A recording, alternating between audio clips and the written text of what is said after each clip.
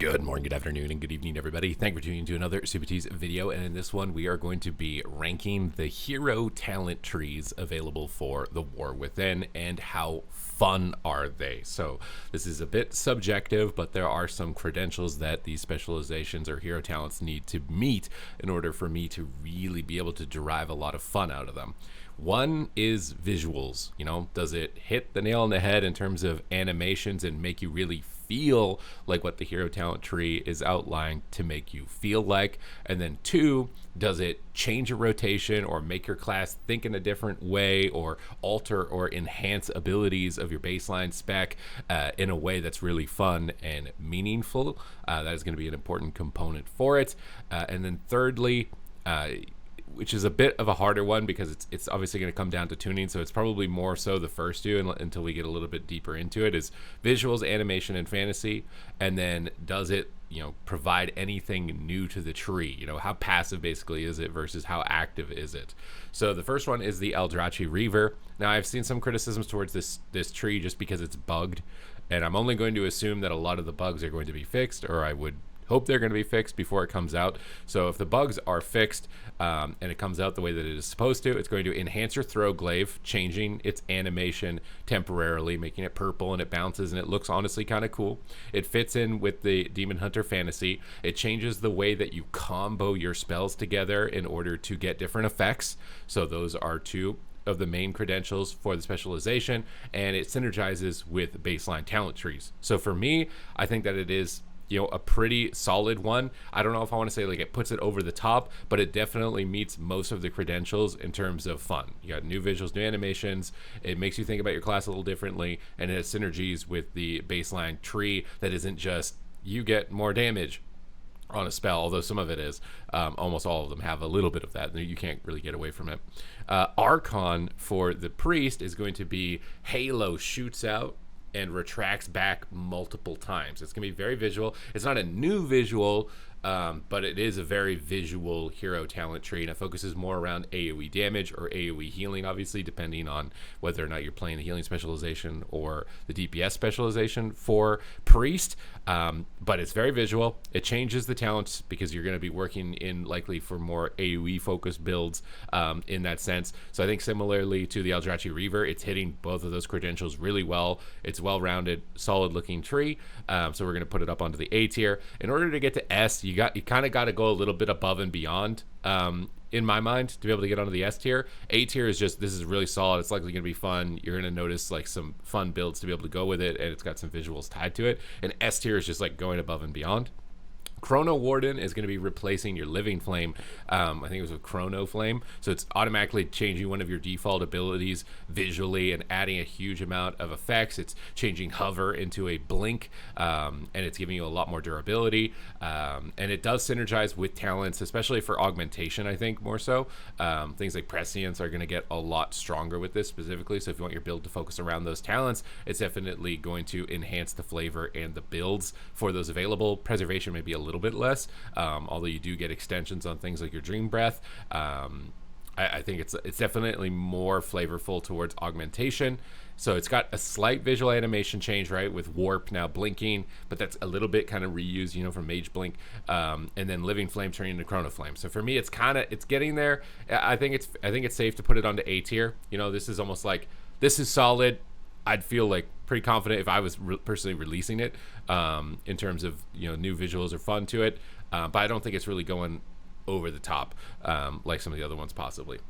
Colossus, which is available for Prot and for Arms Warrior, I believe, is going to give you Demolish. You're going to just have to stand still and smash the ground, and the criticisms that I've seen for this is that you're gonna have to stand still and smash the ground, and if targets run out of range of you, I'm pretty sure your channel stops. I don't know if they fixed that or they've decided to change that or whatnot, but a lot of your ability being able to land is determined by either in PvE the tank not moving the mobs away or your ability to hold the mobs there, which you do have talents like Spear. It's not like it's called Spear Bastion anymore, it's called something else now at this point, Champion Spear maybe, but you can spear targets demolish them, and that creates cool synergies with talents that maybe previously didn't exist. It's got a really fun ramping effect, which turns your Mortal Strike into a similar functionality to Overpower, where you're going to be stacking up and you're just getting ready to prime this massive demolish. In PvE, you're going to look for phases on bosses where lots of ads spawn, build up for it, and then go and try and crack a huge demolish on them. In PvP, it's going to be about building up that demolish and trying to spear target as many targets together and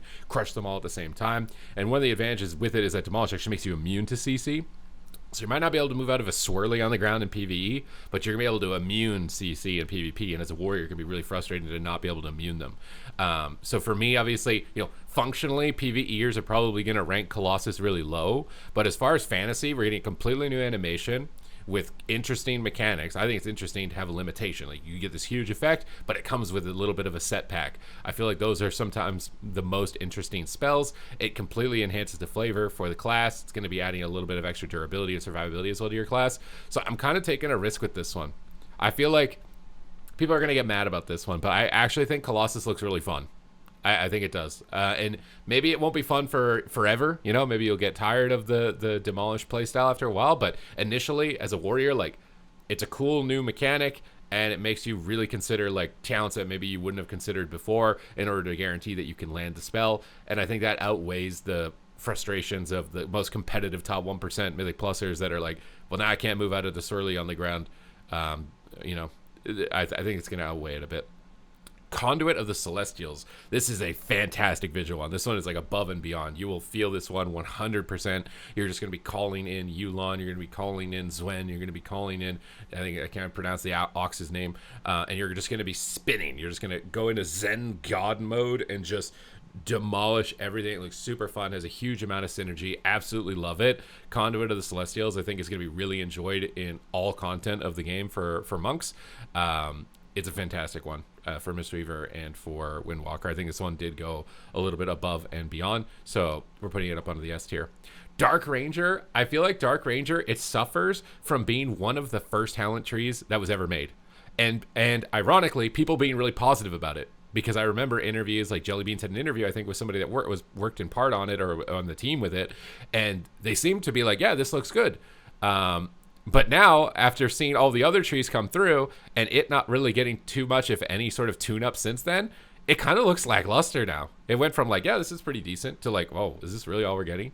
And its main problems, at least with Marksman Hunter, is that it gives you Black Arrow, which is just an extra dot. It's not super animation flavored. I would have really liked to have seen like more shadow focused on your attacks, just some sort of extended visual for the baseline abilities, so that you feel like you're Sylvanas, because I don't feel like I'm Sylvanas when I play this at all. And then functionally, it's overcapping you on aim shots. It's really tough in that sense. It does give you some survivability, so it's possible that, like, functionally, at least in like PvP or something, that it could still be competitive. But in PvE, I think the Sentinel one is probably coming out a bit ahead there. So it's not winning on fantasy. The visuals are really lackluster. The dark chains are not even really that interesting either from the disengage, which they were a little bit more thick than that. So for me, I really hope Dark Ranger gets some attention before it comes out, because I think it's suffering from the fact that it was one of the first trees, and everyone at that time was really positive about it until they saw what could be possible. And now it's like, this is not enough. It really needs more attention. Deathbringer, on the other hand, has been getting a lot of attention. I think it's been reworked multiple times. This one's going to be stacking up a mark on the target, and it explodes, and it enhances your abilities and provides them with giant scythes that attack through your target. It looks freaking phenomenal. I love the visual on it. I don't know how much it's really going to impact rotation. Unfortunately for the Death Knight, it could be a little bit, as far as like talent adjustments in order to try and focus around this specifically, maybe more burst focused. And the real tough part for Deathbringer is that it's competing with Riders of the Apocalypse. That is the biggest one. And honestly, it's doing a freaking good job of competing with Riders of the Apocalypse, because Rider Apocalypse is, riding up to the top of the list pretty easily. So I really like the visuals for this, like the gameplay of it. I think it's super fun. Maybe we'll put it up here into the A tier for now. I kind of want to put it a bit higher than that, but we'll leave it here in the A tier for now. Deathstalker, it's very similar to Deathbringer. You're going to be getting some stacks. Honestly, the rogue talent trees, I'm not super impressed with. Deathstalker likely is maybe the best one of them all. in terms of like fun. It really doesn't feel like Rogue is getting a huge amount. You know, it's one of those things where like every class went down the list. Shamans were like, why aren't we getting attention? Why aren't we getting attention? And Hunters were like, we need a rework. And then Rogue is still kind of just like chilling. And I don't know if it's because Rogue doesn't have enough people playing it that are vocal enough about it, but I feel like Rogue is not really getting a huge amount. So for me, like Deathstalker, it's okay. I think like if you liked Dragonflight Rogue, you're going to like the War Within Rogue because it's very similar, and most of the hero talent trees are very passive towards that, which is why it's bringing the ranking down a little bit. But I do think Deathstalker fits the fantasy better for like specifically at least Assassination Rogue compared to Dark Ranger. Diabolist is a fantastic tree. I absolutely love this one. This one's going to be calling in extra demons. You summon in like a Fel Lord that charges out and spears people, and you summon in a Mistress of Pain to laser a target, and then literally a friggin' Pit Lord, and then it converts your main spell into Rune Nation that crashes down this giant infernal. Really visually fits the fantasy.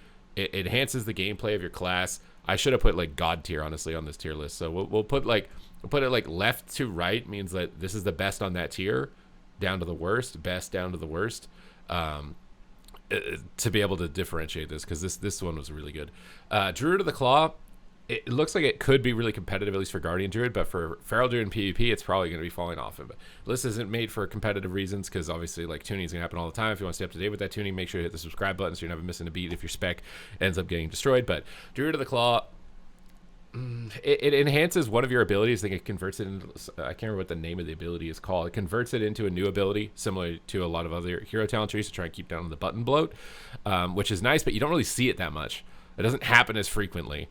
And even when it does happen, I really don't think it's that stimulating. So for me, I feel like it's kind of just mid. It's okay, but not absolutely superb. Elun's Chosen. This one's not changing almost any visuals. The main thing you'll notice as far as visuals are concerned is that your Moonfires can call down Fury of Elunes. Now, as Guardian, which I have infinitely less experience trying it on the beta, maybe it does look more visual with the Lunar Beam. I'm not too sure. But as Boomkin, at least, it's basically just RNG procking Fury of Elune. And it's like not a new animation, right? It's not a new animation. It's likely going to enhance the gameplay of the Starfall build, I think, in a lot of cases. It's buffing things like full moon damage and giving you more of the same animations that you already had. So that's why I'm not really a big fan of it. And I think that's why a lot of Druid players aren't really happy with the hero talent trees. So for me, I think it's a little bit better than Dark Ranger as far as flavor to the spec. Like it does fit in with Tyrande, I think. But I was hoping for a little bit more, just a little bit more for it. So it's a little bit of a letdown. Farseer, this now Shaman. Shaman is doing way better in terms of fun just because of the baseline class rework, but Farseer is going to be enhancing that one probably the most, especially if you're playing a lava build. If you're playing a lava build, you're going to have to play Farseer. You're going to get little extra ancestors that summon in extra spells, most importantly like Elemental Blast to increase your damage, and you can see all of those spitting across the screen all at the same time. But to me, it's kind of just layering on what was already their mastery, where you like proc extra lava burst, and now it's like your proc extra lava burst. They could proc a pet that procs lava burst. It kind of just layered on the same type of mechanic. So for me, the hero talent tree is like a standalone. You get things like Nature Swiftness, baseline with it, which is cool. But now they've changed things like Ice Fury's instant. So you don't really even need it to do that. So the NS is probably going to be used maybe more so for like Ellie Blast or something. I think it's kind of mid. It's definitely better than Druid of the Claw, but still kind of mid. Like you got like a little bit of a new animation with this, right? With the spell conversion for Druid of the Claw, ancestors coming in, but it's not like, it's not like, fun factor is not really, driving me 100% there. Fatebound, this is like one of the, I don't not like this one. It's basically RNG layered on RNG for Outlaw Rogue, like, and the only animation is you flip this tiny little yellow coin around that you'll never see when you're actually in the game, and there's like everything on top of you. You'll just never see it. So it's just like this extra layer of RNG onto an already heavily RNG spec. So if you like it RNG, then you're probably gonna really like it on Outlaw Rogue. But I really don't like Fatebound. I almost want to say Fatebound is worse than Dark Ranger. Do I want to say Fatebound is worse than Dark Ranger? I feel like that's a statement. I'm gonna put it here. I think Dark Ranger is probably still the worst at this moment, but Fatebound is really close. I just don't see, it's just, again, if you like Dragonflight, you'll like the War Within, but I don't see you getting too much that's like new or awesome at this point with it. Felscarred, really disappointed with this one. It's basically just like the Ret Paladin. When you pop Avenging Wrath, you start AoEing a bit. That's what you do when you pop Metamorphosis, and it makes you a bit tankier. So it's not like, it's not going to be as stimulating as the Eldrachi Reaver. like at all. I think that this one is kind of like a little bit below mid, like probably where Loon's Chosen is. You got a little bit of new animations, and it fits the flavor of Demon Hunter. But it's just like, for a hero talent tree, I was expecting it to be a little bit more than just like a bit of extra AoE damage, a bit of extra more durability, specifically with it. So yeah, we'll put it down here on C. Flame Shaper for the Evokers. This one's like focused heavily around like damage over time effects, and heal over time effects, and fire breath and things like that for devastation and for preservation. It looks okay. You know, it's adding a little bit of new gameplay, but I don't think it's like the most stimulating. I don't know. I think it's probably like, I'll put it here at B. I'll put it in the mid. It's probably better than Druid. It's, I don't know, maybe right here on B. Flame Shaper, not like, I don't think this is like the steal the show one, unlike Scale Commander, which maybe we should just skip to, because Scale Commander is absolutely phenomenal. Just AoE disintegrates, AoE eruptions, summoning in these dragons that fly through that enhance your rotation, make everything super fun, and you can control the way that you fly. I seem everybody is really excited with this one, so maybe Flame Shaper is also in the position like Deathbringer, where it's like you're competing with Scale Commander for fun, and it's just like, I don't know if you're gonna be able to get there, unfortunately. Frostfire Mage, I absolutely love. I love the Frostfire Bolt. I love that it can proc and be instant. I love the synergies that it has with the baseline class. It's probably one of my favorites. It makes me really want to play Mage as like one of my first classes for the War Within. It's super fun, super visually stimulating. It has great synergies. I think this is like an obvious S. Maybe put it behind Diabolist. I feel like the Ruination conversion and the demons are a little bit more over the top than Frostfire, but it feels really good. It feels really fun. Hellcaller.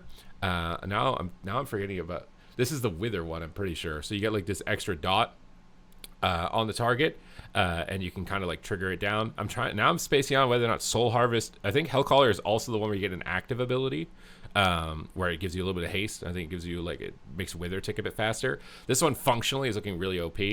Just because Wither's doing a ridiculous amount of damage. I don't know what they're going to do with rebalancing Warlock, especially because the PTR's coming out or pre-patch coming out so soon. But Hellcaller is, it's okay. You know, you got a new Wither, you got a new active ability, although it's basically just Dark Soul. They basically just give you Dark Soul back, but it does make your character look really cool. You turn into like this purple demon. So you got a little bit of gameplay changes. I think for me, it's a little bit lower than Diabolist though. So put it here onto the A tier for now. Probably like the best of the A tier in terms of fun. Herald of the Sun. This is a really cool one. This one is going to be connecting lasers basically to your target, similar to how like a Demon Hunter, or not Demon Hunter, Death Knight would connect a laser to their pet and kind of cut down targets. You're going to do that with enemy targets. And you'll be able to get really long extensions on your Avenging Wrath. The beam isn't like really super unique though, so it's, you know, it looks like a yellow version of the Death Knight ability basically. So for me, I think it's probably coming in like low A. I like the heal over time effect also that you get from this. But it's not like, it's not super new visually, right? It's just, I think it's Word of Glory is just going to be hot instead. So a little bit of a gameplay change for Paladins to focus around heal over time effects, which is cool, which is probably carrying it a little bit more into the A as opposed to its visuals. Keeper of the Grove. I really wish they did something more with the Trents. I think summoning in 3 of the ordinary looking Trents when you've got literally the Riders of the Fort Apocalypse and you've got Pit Lords coming out of Warlock's butts, and like, I really wanted the Keeper of the Grove to do something with Trents. Like the first time you summon them, maybe they're just 3 basic Trents. Second time you summon them, they're like 2 enhanced looking Trents. And then the third time you summon them, it's like an Ancient of War that does something different or enhances your character in a different way. Because just summoning 3 basic Trents is just, it's really not enough. But it does fit the fantasy, I think, for Keeper of the Grove and for what they were trying to do for Warcraft 3. So it's kind of tough in that regard. It does make it very smooth, having Moonfire applied by the pets. It's basically like the Trents function like a second Fury of a Loon for Boomkin. And for Rest, obviously, getting more Trance and more healing out from that is going to be really good. So for me, it's probably, you know, it's a functional one. I was hoping for just a little bit more from it, though. The Lightsmith, this is going to be one where you're tossing out shields and swords and amplifying people's attacks, which is a really cool concept. I haven't really seen a lot of it, to be honest, in terms of it, so I feel like it's probably not super fantastic. I don't see really a lot of people talking about it. For me, it's probably going to end up being kind of maybe better than the Flame Shaper, maybe better than the Farseer. It's a cool concept, but I'm not sure if it's going to hit the mark as far as visuals are concerned. Master of Harmony. I'll be 100% real with you. I thought I was reviewing this and I knew every single one on this list. I have no idea what that is. And if I don't know what it is, it means nobody's talking about it, because all I do is watch content, talk to players, and test things. I have not seen a single person talking about this. Maybe it's because it's only really good for Mistweaver or Brewmaster, and not a lot of people play those specs. Or maybe it's just because it's not that good for them, or not that interesting for them, because I haven't seen a single thing about this. So I'm going to leave that one there, and then someone in the comments want to let me know where we should put it. Let me know in the comments where we should put it, but I'm gonna go on the side of it's probably not that great. If no, I haven't literally heard a single thing about it. Mountain Thane looks really fun in PvE and really fun. The Thunderclap visuals, you know, but in PvP, Thunderclap is just not that great of a spell. So unfortunately, like, especially when it's competing with, you know, things like Slayer, in terms of performance, it's probably visually better than Slayer, but functionally going to be worse.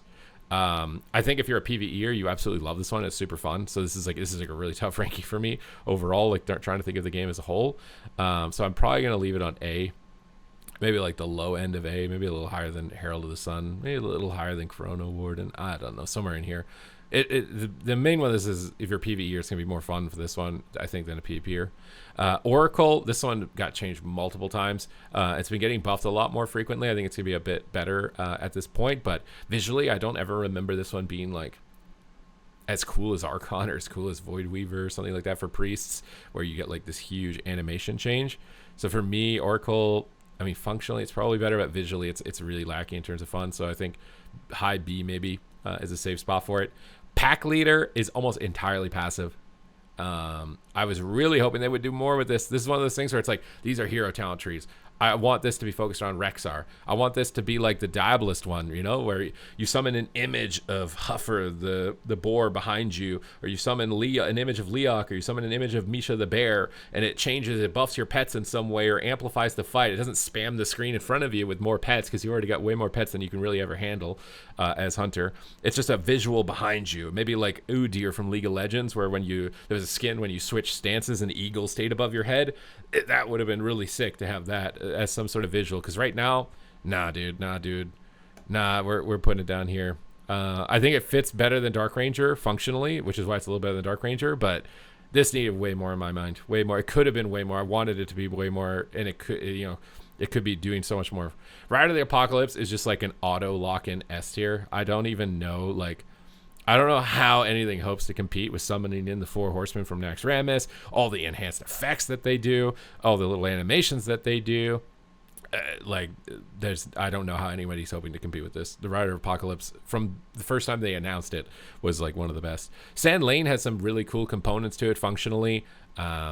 It's not as visually stimulating as the Rider of Apocalypse, though, giving you Vampiric Strike. I'd say it's a little bit less than Deathbringer, but it's pretty decent. Put it a little bit lower on the A tier. Sentinel, I really like the owl that you summon. Again, PvEers are going to complain. I think PvPers will as well, because the Sentinel is like a targeted location. It's the same complaints that older versions of Starfall used to have as well, and other AoE effects, but it's kind of like a blizzard. It's going to summon a blizzard from your rapid fire for MM hunters.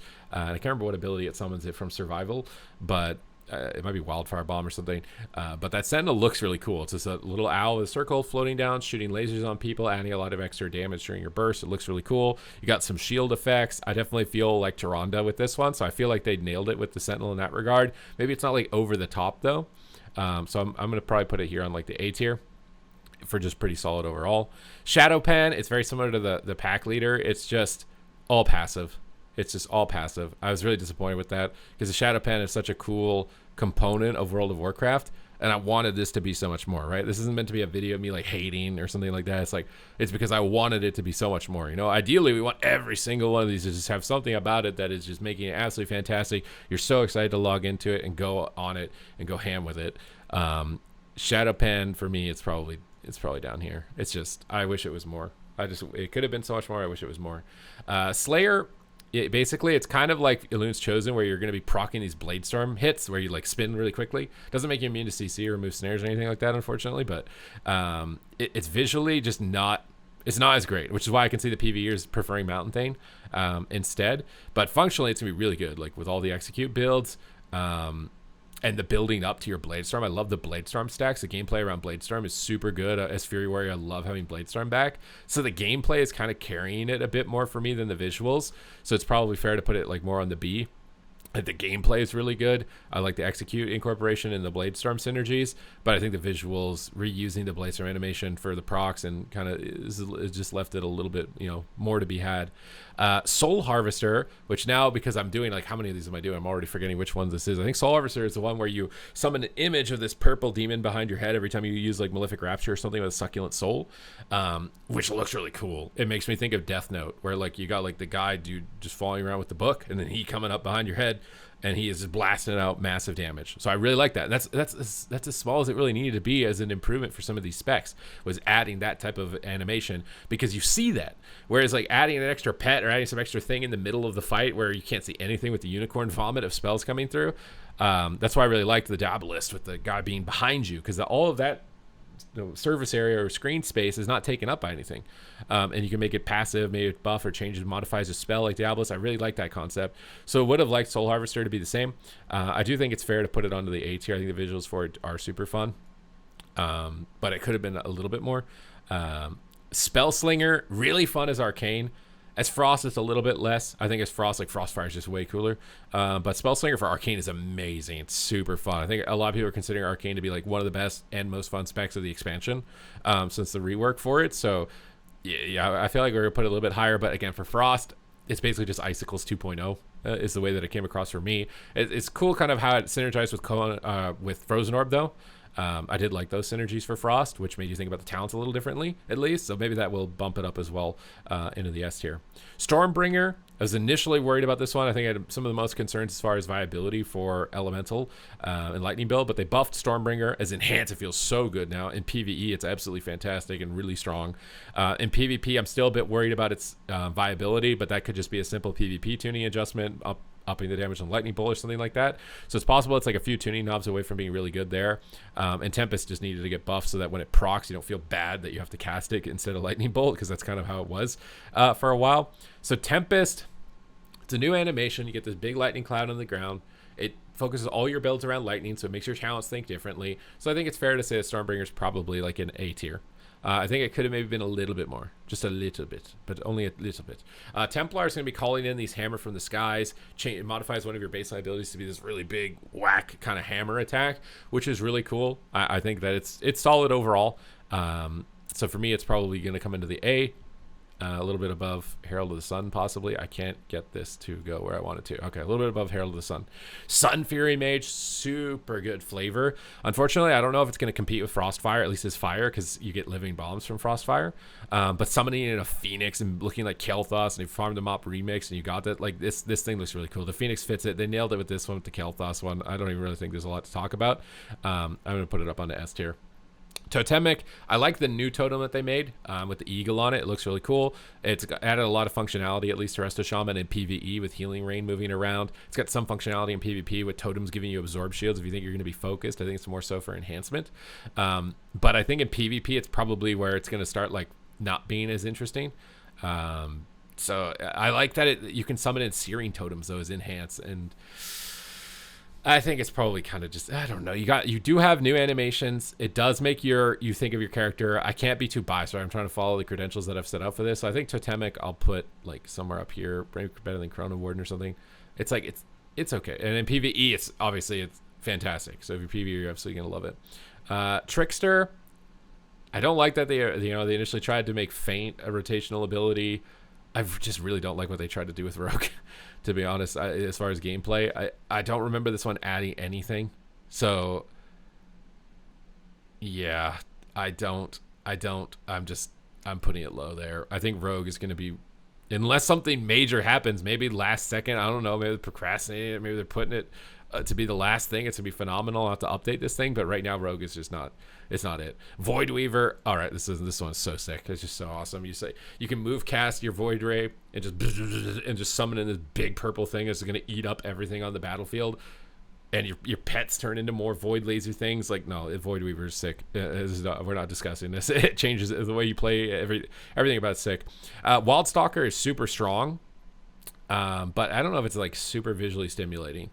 It's super viable, especially in PvP, but visuals kind of I think I'm gonna put it like a high B It's close to getting into A, but high B. And then Master of Harmony, I'm going to only assume is for Brewmaster, which is why I know very little about it.